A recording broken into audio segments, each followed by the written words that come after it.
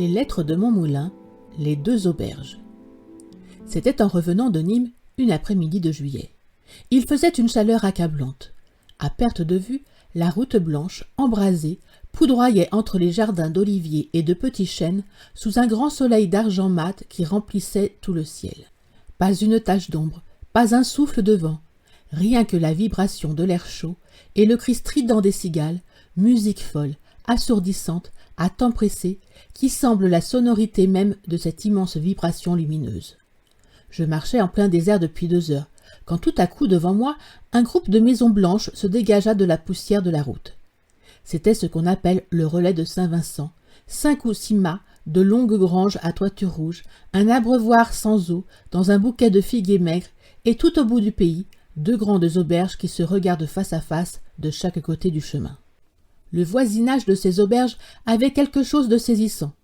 D'un côté, un grand bâtiment neuf, plein de vie, d'animation, toutes les portes ouvertes, la diligence arrêtée devant, les chevaux fumants qu'on dételait, les voyageurs descendus buvant à la hâte sur la route dans l'ombre courte des murs, la cour encombrée de mulets, de charrettes, des rouliers couchés sous les hangars en attendant la fraîche. À l'intérieur, des cris, des jurons, des coups de poing sur les tables, le choc des verres, le fracas des billards, les bouchons de limonade qui sautaient, et dominant tout ce tumulte, une voix joyeuse éclatante qui chantait à faire trembler les vitres. La belle Margot, en matin s'est levée, a pris son broc d'argent, à l'eau s'en est allée. L'auberge d'en face, au contraire, était silencieuse et comme abandonnée. De l'herbe sous le portail, des volets cassés, sur la porte un rameau de petits houx tout rouillé qui pendait comme un vieux panache, les marches du seuil calées avec des pierres de la route. Tout cela si pauvre, si pitoyable, que c'était une charité vraiment de s'arrêter là pour boire un coup. En entrant, je trouvais une longue salle déserte et morne, que le jour éblouissant de 3 grandes fenêtres sans rideaux fait plus morne et plus déserte encore. Quelques tables boiteuses où traînaient des verres ternis par la poussière, un billard crevé qui tendait ses 4 blouses comme des sébiles, un divan jaune, un vieux comptoir, dormaient là dans une chaleur malsaine et lourde. Et des mouches, jamais je n'en avais tant vu. Sur le plafond, collées aux vitres, dans les verres, par grappes. Quand j'ouvris la porte, ce fut un bourdonnement, un frémissement d'ailes comme si j'entrais dans une ruche. Au fond de la salle, dans l'embrasure d'une croisée, il y avait une femme debout contre la vitre, très occupée à regarder dehors.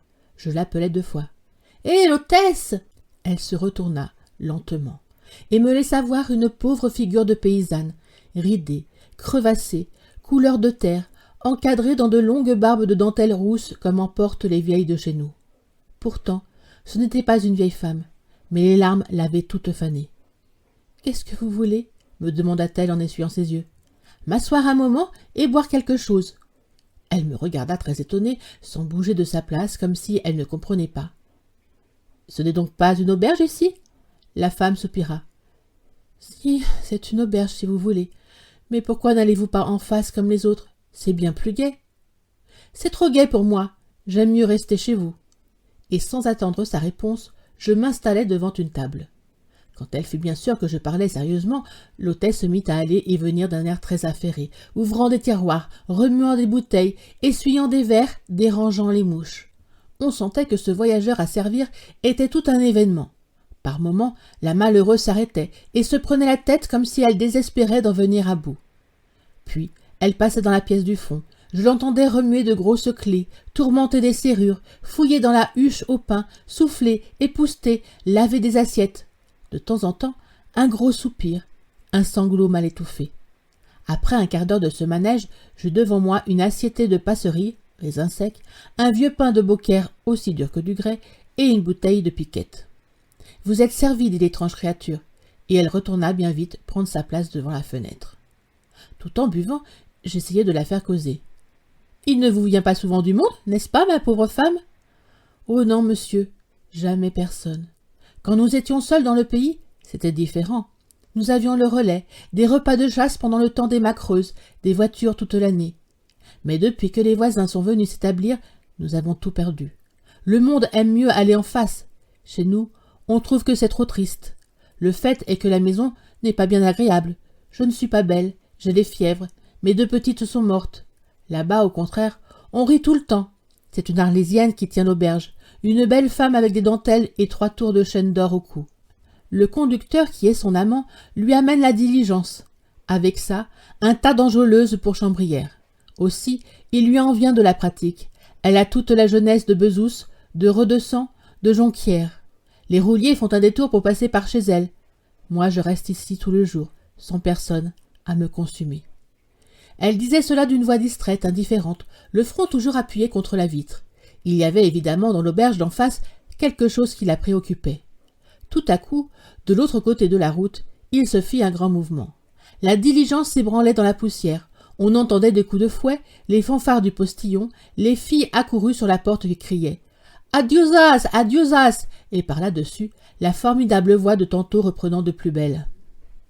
A pris son broc d'argent, à l'eau s'en est allé, de là n'a vu venir 3 chevaliers d'armée. À cette voix, l'hôtesse frissonna de tout son corps, et se tournant vers moi. « Entendez-vous » me dit-elle tout bas. « C'est mon mari. N'est-ce pas qu'il chante bien ?» Je la regardais stupéfait. « Comment votre mari? Il va donc là-bas, lui aussi ?» Alors elle, d'un air navré, mais avec une grande douceur. « Qu'est-ce que vous voulez, monsieur? Les hommes sont comme ça. Ils n'aiment pas voir pleurer, et moi je pleure toujours depuis la mort des petites. Puis, c'est si triste cette grande baraque où il n'y a jamais personne. Alors, quand il s'ennuie trop, mon pauvre José va boire en face, et comme il a une belle voix, l'Arlésienne le fait chanter. Chut, le voilà qui recommence. » Et tremblante, les mains en avant, avec de grosses larmes qui la faisaient encore plus laide, elle était là, comme en extase devant la fenêtre, à écouter son José chanter pour l'Arlésienne.